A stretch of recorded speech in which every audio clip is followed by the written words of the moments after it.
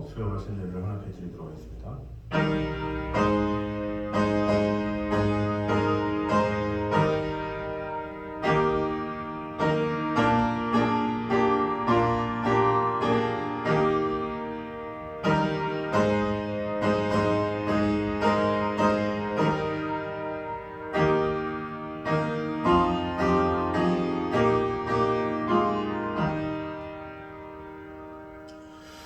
이 예언의 말씀을 읽는 자와 듣는 자는 그 가운데 기록한 것을 지키는 자는 복이 있나니 때가 가까움이라. 아버지 하나님, 우리에게 귀한 말씀을 주시고 그 말씀을 읽으며 들으며 또한 그 말씀을 지킬 수 있도록 허락해 주신 주님, 오늘도 그 말씀 안에 우리가 온전히 거하기 원하며 오늘도 그 말씀으로 승리하며 그 말씀으로 인해서 우리가 어떤 삶을 살아야 할지를 다시 한번 돌아보는 시간 될 수 있도록 주님 함께하여 주시옵소서. 예수님의 이름으로 기도드립니다. 아멘. 우리 찬송가 216장 찬양하겠습니다.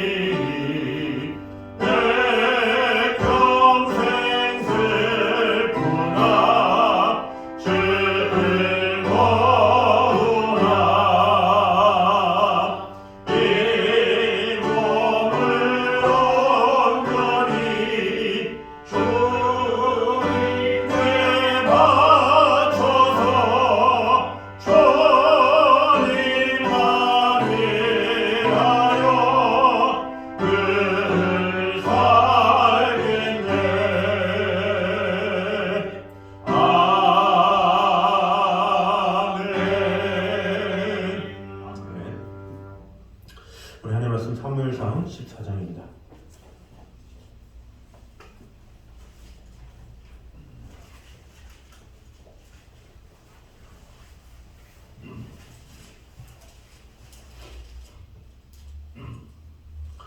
사무엘상 14장 47절에서 52절까지 말씀입니다.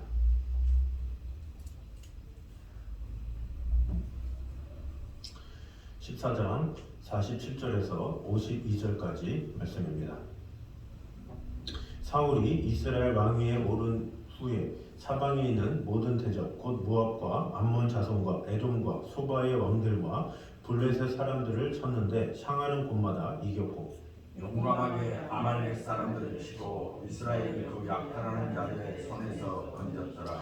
사울의 아들은 요나단과 이스비의 말기수하요 그의 두 딸의 이름은 이러하니 맏딸의 이름은 메라비요 작은 딸의 이름은 미갈이며 사울의 아내의 이름은 아이노아미요 아이마스의 딸이요 그의 군사령관의 이름은 아브넬이니 사울의 손주 넬의 아들이며 사울의 아버지는 기스요 아브넬의 아버지는 네린이 아비엘의 아들이었더라. 사울이 사는 날 동안에 블레셋 사람과 큰 싸움이 있었으므로 사울이 힘센 사람이나 용감한 사람을 보면 그들을 불러 모았더라. 아멘. 오늘은 계속해서 사무엘 48번째 시간으로 은혜를 나누도록 하겠습니다. 오늘 본문은 이 사울의 금식령을 위반한 요나단의 죽음의 위기와 모면에 대해서 이제 보도하고 있었던 우리 14장 36절에서 46절까지에 이어서 사울 왕의 치적 그리고 그의 족보 그리고 사울의 치세 동안 블레셋과의 전쟁이 계속된 사실을 이제 약술하고 있습니다. 줄거리를 보면 47절과 48절은 사울이 왕이 된 후에 모압, 암몬, 에돔, 소바, 블레셋, 아말렉 등을 쳐서 이스라엘을 구원함으로 욕망을 떨쳤음이 기록되어 있습니다. 49절에서 51절은 사울의 가계에 대한 소개로서 아히노암과의 사이에 세 아들과 두 딸을 두고 그의 숙부인 아브넬을 군장으로 둔 사실이 나와 있습니다. 마지막 52절은 사울의 치세 동안에 블레셋과의 대규모 전쟁이 계속되어서 사울이 용맹하고 힘 있는 자를 계속해서 모집했음을 보도하고 있습니다. 이 본문을 통해서 특이한 사실은 성경이 이스라엘 역대 왕에 대하여 기술할 때 그 가계를 먼저 기록하고 업적을 나중에 기록하는 것이 일반적인 데 비해서 사울에 대해서만은 유독 업적을 먼저 기록하고 가계를 나중에 기록하고 있다는 사실을 알 수 있습니다. 이것은 아마도 이스라엘의 왕정의 기초를 놓은 사울의 업적이 그의 패위로 말미암아 지나치게 과소평가되고 그의 이미지가 너무 부정적으로 비춰지지 않도록 하기 위한 저자의 세심한 의도가 반영된 결과가 아닐까 이렇게 생각하는 학자들이 있습니다. 그리고 이와 더불어서 사울의 왕권은 여호와에 대한 믿음에 기초한 것이 아니라 군사적 기반 위에 기초하였음을 보여주기 위한 것이라고 볼 수 있습니다.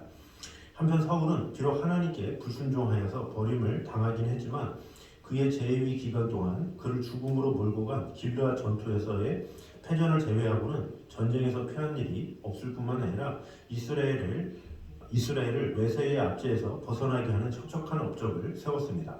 이것은 사울이 그만큼 용맹하였기 때문이기도 하지만 근본적으로는 하나님께서 사울을 왕으로 세우실 때에 하신 약속, 그 사울을 통해 이스라엘을 구원하시겠다라는 약속에 따라서 그를 도우심으로 이스라엘이 하나님이 원하시는 신정 왕국으로 견고히 설 수 있는 토대를 세우고자 하셨기 때문입니다. 하지만 사울은 이스라엘 왕정의 기초를 다지는 등의 업적에도 불구하고 하나님의 뜻을 거슬려서 불순종의 대가로 하나님께 끝내 버림을 받게 되죠. 그럼 오늘 본문을 통해서 주시는 은혜를 보도록 하겠습니다. 먼저 성도의 삶은 끊임없는 영적 투쟁의 연속임을 볼 수가 있습니다. 우리 47절과 48절은 사울이 왕위에 있는 동안에 쌓았던 여러 나라의 족속들의 이름이 열거되어 있습니다. 다시 보면 모든 대적 곧 모압과 암몬 자손과 에돔과 소바의 왕들과 블레셋 사람들을 쳤는데 이렇게 이야기를 하고 있죠. 그리고 48절에는 또 아말렉 사람들을 치고 이렇게 기록되어 있는데 여기 언급된 모압과 암몬은 이스라엘의 동쪽에 위치해 있고 또 소바는 다메섹 북쪽의 동부 수리아를 지배하던 아람의 한 도시국가의 이름입니다. 또 블레셋은 이스라엘의 서남쪽에 위치하고 있고 48절에 언급된 아말렉은 남쪽 광야에 위치하고 있는 족속입니다. 이렇게 볼 때 사울은 이 왕위에 오른 후에 이스라엘을 지키기 위해서 동서남북 사방으로 그런 외세의 그런 공격 가운데 있었고 그들의 공격을 막았다 이런 사실을 볼 수가 있습니다. 그래서 47절에 사울이 이스라엘 왕위에 오른 후에 사방에 있는 모든 대적 이렇게 이야기를 하고 있죠. 사방에 있는 동서남북 다 산지에 있는 그런 대적들을 이제 사울이 이렇게 끝까지 공격했다 이렇게 볼 수가 있습니다. 이것은 사실 사울 시대에만 있었던 현상이 아니라 이스라엘 역사가 진행되는 동안에 계속되었죠. 사울 이후의 역사를 보면 다윗은 사울보다 더 많고 복잡한 대적들과 싸워야 했습니다. 또 뒤이은 왕들 역시 애굽이나 아수르, 바벨론과 같은 주변 강대국들의 이 끊임없는 침공에 맞서 싸워야 했습니다. 그런데 이처럼 이스라엘이 끝없는 이 사면의 적들과 싸울 수밖에 없었던 것은 그들의 어떤 위치한 지정학적인 조건 때문에 그렇습니다. 그들이 들어간 가나안 땅은 당시 동서남북을 연결하는 지리적 요충지였기 때문에 이미 그곳에 자리 잡은 여러 족속들 외에도 끊임없이 패권을 노리는 강대국들로 인해서 전쟁이 그칠 날이 없었습니다. 그렇다면 하나님께서는 이스라엘 백성들을 왜 아무런 전쟁도 없는 안전한 무풍지대로 보내지 않고 그렇게 사방에 그런 애워싸움을 당하는 그런 곳에 보내주셨냐라는 것이죠. 왜 그러겠습니까? 우리가 성경을 이렇게 보면 알겠지만 이 이스라엘 백성들에게 어떤 아무런 무풍지대고 아무런 대적이 없고 그러면 어떻게 됩니까? 나태하게 되고 하나님을 찾지 않게 되겠죠. 그래서 하나님은 그런 사방에 그런 적들을 놓게 함으로 말미암아 계속 긴장하도록 하나님을 찾도록 하나님께 간구하도록 이렇게 했다라고 볼 수가 있습니다. 결국 이런 이방인들로 말미암아 항상 하나님만 바라보고 섬기는 민족으로 세우기 위해서 하나님은 그런 환경을 허락하셨다 이렇게 볼 수가 있습니다. 마찬가지로 우리 또한 마찬가지죠. 우리에게도 어떤 안일한 삶이 있으면 어떻게 되겠습니까? 기도하지도 않고 하나님을 찾지도 않겠죠. 그러나 계속되는 고난, 계속되는 어려움, 계속되는 핍박, 계속되는 여러 가지 사방에서 오는 어려움들이 있기 때문에 우리가 그것 때문에 더욱더 기도하고 하나님 앞에 간구하면서 하나님 앞에 매달리는 그런 일들이 일어나게 된다라는 것입니다. 결과적으로 우리의 삶은 영속적인 투쟁의 삶이 될 수밖에 없다라는 것을 우리가 알아야 되고 이것을 통해서 우리는 영적으로 나태해져서는 안 되고 더욱더 그것을 계기로 하나님께 더욱더 나아가고 하나님께 더욱더 간구하고 하나님의 손을 붙잡고 믿음으로 나아가는 것 그것이 필요하다라는 것입니다. 결국 하나님께서는 우리로 하여금 당신만을 섬기도록 그런 환경을 조성하셨다라는 것을 꼭 기억함으로 말미암아 우리 주위에 많은 대적과 또 많은 어려움과 많은 고난이 온다 할지라도 오히려 이것을 통해서 하나님께서 자신을 찾게 하려는 하나님의 뜻이다라는 그 믿음 가지고 오직 하나님만을 바라보면서 하나님과의 깊은 관계 가운데 들여지는 저를 되시기를 주님의 이름으로 축원합니다. 두 번째는 세상적인 성공과 영적인 성공이 반드시 일치하는 것은 아님을 보여주고 있습니다. 47절과 48절을 보면 사울은 왕위에 있는 동안에 사면의 대적들과 용맹스럽게 싸워 이겼고 그럼으로써 이스라엘을 약탈하는 자의 손에서 건졌다 이렇게 기록하고 있습니다. 그런데 사실 사무엘서를 보면 사울은 마지막 블레셋과의 길보아산 전투에서 패배하고 전사하기까지 이전의 싸움에서는 어찌되었건 모두 승리하는 전과를 올렸습니다. 그래서 혹자는 다음과 같은 의문을 제기할 수 있습니다. 사울은 하나님 앞에 불순종한 사람인데 왜 그가 승리할 수 있을까? 이런 생각을 할 수가 있죠. 뭔가 이렇게 모순이라고 볼 수가 있죠. 하나님께 불순종하고 버림받은 왕인데 어떻게 하나님께서 승리를 주셨을까? 이렇게 할 수 있지만 이런 모든 것도 사실은 하나님께서 약속하셨기 때문에 그렇죠. 이 사무엘상 9장 16절에 너로 하여금 이스라엘의 터를 세우겠다, 견고하게 하겠다 하신 하나님의 약속 때문에 하나님께서 하신 것이지 사울이 뛰어났기 때문에 사울이 하나님과의 관계가 좋았기 때문에 한 것은 아니다라는 것입니다. 그리고 우리는 이러한 사실을 통해서 다음과 같은 결론을 내릴 수 있습니다. 곧 하나님께서 버리신 자라도 때로는 하나님의 뜻과 계획을 위해서 세상적으로 큰 성공을 이룰 수도 있도록 하실 수 있다는 것입니다. 그런 점에서 보면 48절에 언급된 바와 같이 그가 이스라엘을 대적의 손에서 건졌다라는 말은 어떻게 보면 뼈아픈 이야기가 될 수가 있습니다. 왜냐하면 그는 이스라엘을 건졌지만 그 자신은 구원받지 못했기 때문에 버림받았기 때문에 그렇습니다. 사도 바울의 말씀을 그대로 적용하면 그는 남은 구원했지만 자신은 구원하지 못한 것이다 라고 볼 수가 있습니다. 그래서 우리는 어떤 공로나 성공으로 세상을 구원하고 그들의 갈채를 받으려 하기 전에 먼저 우리 자신을 항상 살펴야 한다라는 것을 알아야 합니다. 이 땅에서는 세상적으로 성공을 거두면 그것이 성공의 모든 것이요, 반대로 그렇지 못하면 모두 실패한 것으로 여기는 자들이 적지 않습니다. 이에 대한 단적인 예로 성공하기나 재테크 시리즈 가운데 베스트셀러로 불리우는 부자 아빠, 가난한 아빠라는 책이 있습니다. 거기에 저자는 이렇게 주장합니다. 부자 아빠는 모두 성공하고 선한 사람이며 가난한 아빠는 모두 실패하고 어리석은 자다 이렇게 주장을 하고 있죠. 그런데 더욱 심각한 것은 우리 성도들 가운데서도 이렇게 생각하는 경우가 적지 않다라는 것입니다. 그래서 이러한 성도들은 출세하고 성공하면 무조건 믿음이 좋고 축복받은 사람이요, 그렇지 못하면 축복은 물론이요 믿음마저 없는 사람으로 매도하고 있는 것이죠. 하지만 오늘 사울의 예에서 보듯이 세상적인 성공과 영적인 성공은 항상 일치하는 것은 아니다라는 것을 알아야 합니다. 심지어 정반대의 경우도 적지 않습니다. 그러므로 우리는 세상적으로 성공을 거두고 갈채를 받는다고 해서 무조건 거기에 도취되거나 자만해서는 안 됩니다. 그리고 그 이전에 항상 먼저 자신을 살피고 조심함으로써 하나님이 기뻐하시는 성공을 거두고 그로서 세상도 구원하는, 그래서 하나님 앞에서의 자신의 모습도 온전히 세워짐으로 말미암아 하나님 앞에 온전히 칭찬받기에 힘쓰는 저 여러분 되시기를 주님 이름으로 축원합니다. 자, 세 번째는 믿음의 권석이야말로 성도의 가장 가까운 가족이자 이웃임을 보여주고 있습니다. 우리 50절을 보면 이 족보 가운데 이런 기록이 있습니다. 사울의 아내의 이름은 아히노아미니 아히마스의 딸이요 그의 군사령관의 이름은 아브넬이니 하면서 사울의 숙부 넬의 아들이며 이렇게 이야기하고 있죠. 군사령관이 아브넬이다. 그런데 아브넬이 사울의 숙부 넬의 아들이다. 이렇게 이야기를 하고 있죠. 쉽게 말하면 아브넬과 사울은 사촌지간이다 이렇게 볼 수가 있는 것이죠. 사울이 이러한 아브넬을 군대 장관으로 임명한 것은 그만큼 그를 신뢰하고 믿었기 때문이겠죠. 그러나 그 뒤에 기록을 보면 아브넬의 행동은 실망스럽게 그지없다라는 것을 볼 수가 있습니다. 왜냐하면 사울이 죽은 후에 그는 한동안 사울의 남은 아들이었던 이스보셋을 왕으로 추대해서 섬겼지만 곧 비전이 없다고 판단되자 등을 돌려 다윗 진영으로 건너가고자 했기 때문입니다. 또한 이스보셋과 아브넬 사이에 불화가 있었던 것은 사울의 첩인 리스바와 아브넬과의 불륜 관계 때문이었는데 이 역시 간과할 수 없는 중요한 점이라고 볼 수가 있습니다.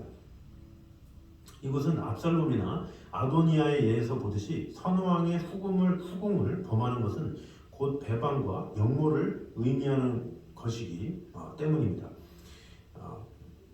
그 당시 이런 일이 있었던 것에 대해서 이스보셋이 아브넬을 책망하는 그런 내용이 나오는데 그것을 통해서 알 수가 있습니다. 이 모든 일을 보면 아브넬은 사울이 죽은 후 권력을 독점하였으며 결국 배반의 길을 택했음을 알 수가 있습니다. 그러면 반대로 아비넬에 비해서 끝까지 사울의 남은 후손인 무브보셋을 돌보고 심지어 사울의 시체를 거두어다가 장사를 치러준 사람들에게 후히 상을 베풀며 사울에 대한 충성을 보였던 그 사람이 있습니다. 그 누구겠습니까? 바로 다윗이죠. 그리고 그가 그렇게 충성을 다해서 전심을 다한 이유는 바로 사울의 아들 요나단에게 많은 은혜를 입었기 때문이죠. 즉 이전에 사울이 그토록 다윗을 해하려 했을 때 요나단은 아버지의 부당함을 지적하며 생명까지 아끼지 않고 다윗을 보호했으므로 다윗 역시 이를 잊지 않고 최선을 다해서 그 은혜를 갚은 것이라고 볼 수가 있습니다. 그리고 이러한 다윗과 요나단의 아름다운 모습이야말로 믿음과 진리로 맺어진 관계는 혈육의 관계보다 더 깊고 강할 수 있음을 보여주는 것이라고 할 수가 있습니다.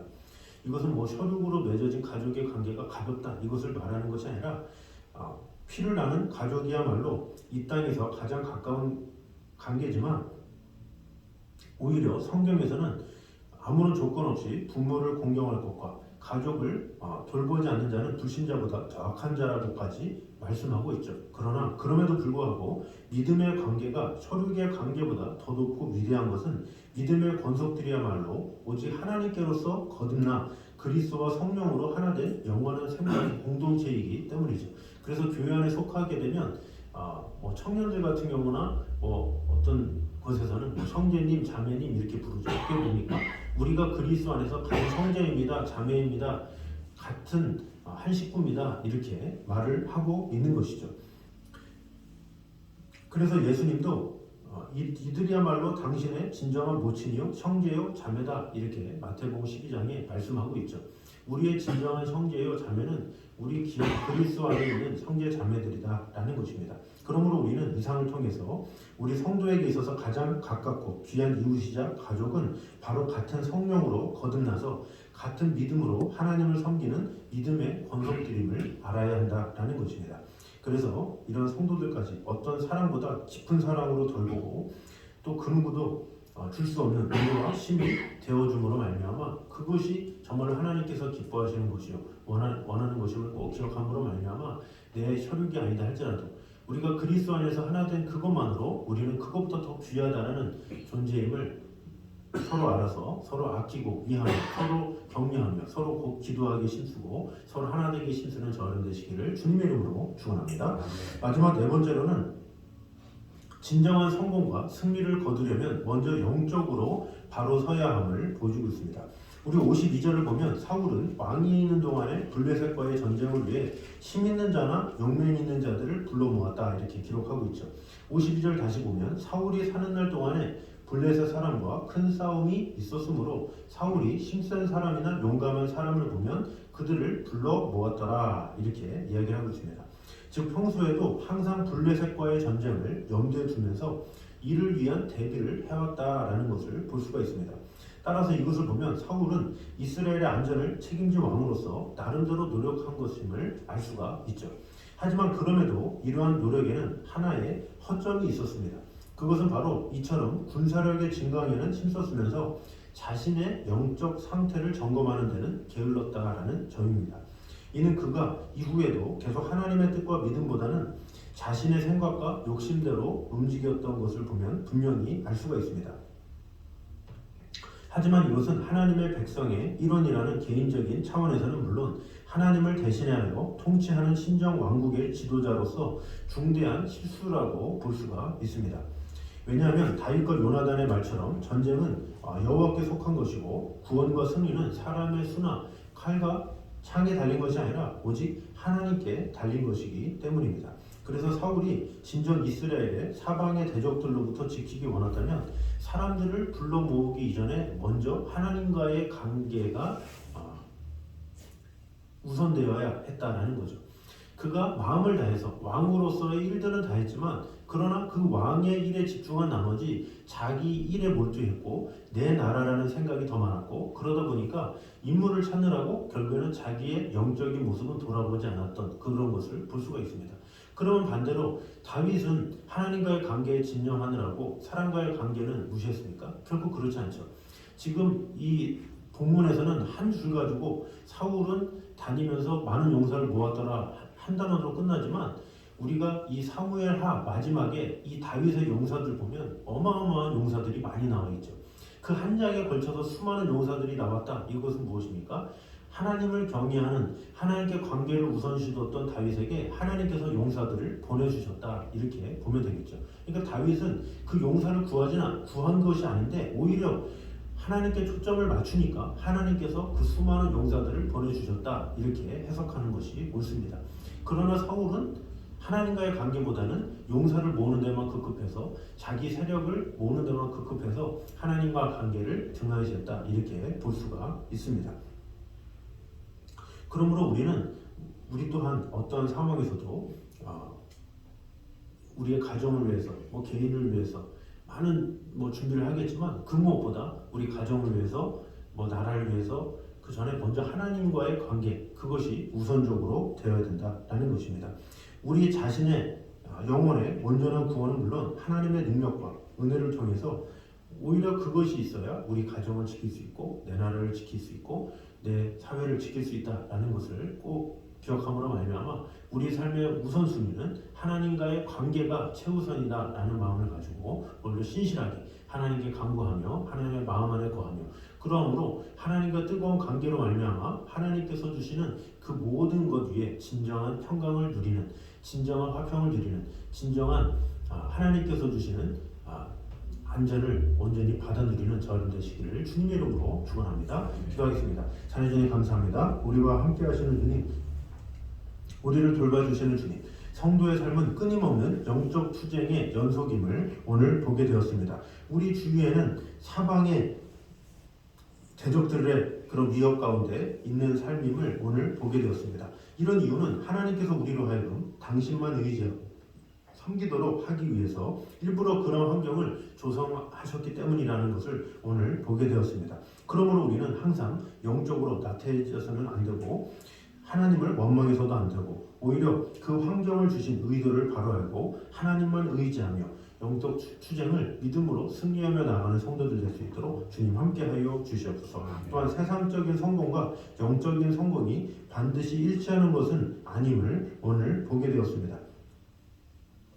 사상적으로 성공을 거두고 갈채를 받는다고 해서 그것에 도취되거나 자만하는 자가 아니라 먼저 자신을 살피고 조심함으로써 하나님이 기뻐하시는 성공을 거두고 그로써 세상도 구원하는 우리 성도들 될 수 있도록 주님 함께하여 주시옵소서. 또한 믿음의 건석이야말로 성도의 가장 가까운 가족이자 이웃임을 꼭 기억함으로 말미암아 하나님께서 허락하신 성령으로 말미암아 하나가 되게 하신 그 영적인 가족들의 서로 마음을 다하며 서로 그들을 위해서 기도하며 서로 위로와 힘이 되어줌으로 말미암아 이 험한 세상을 능히 이기고 함께 천국의 영광까지 이르기에 부족함이 없는 그런 믿음의 관계를 이어줄 수 있도록 주님께서 함께 해주시고 늘 돌봐 주시옵소서. 아버지 하나님, 또한 진정한 성공과 승리를 거두기 위해서는 먼저 영적으로 바로 서야 함을 오늘 보게 되었습니다.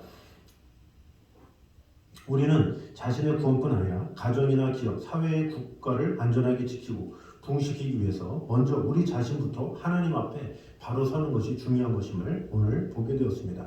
그럴 때 우리 자신의 영혼의 온전한 구원은 물론 하나님의 능력과 은혜를 통해서 가정을 지키고 기업과 국가를 성장시키는 우리가 될 수 있다는 것을 꼭 기억함으로 말미암아 우리가 그 무엇보다 하나님과의 관계에 최우선으로 두게 되는 그런 성도가 됨으로 말미암아 하나님께서 주시는 은혜와 축복을 온전히 받아 누리는 성도 될 수 있도록 주님 축복해 주시고 함께하여 주시옵소서. 아멘. 예수님 이름으로 기도드립니다. 아멘. 우리 찬송가 419장 연하도록 하겠습니다.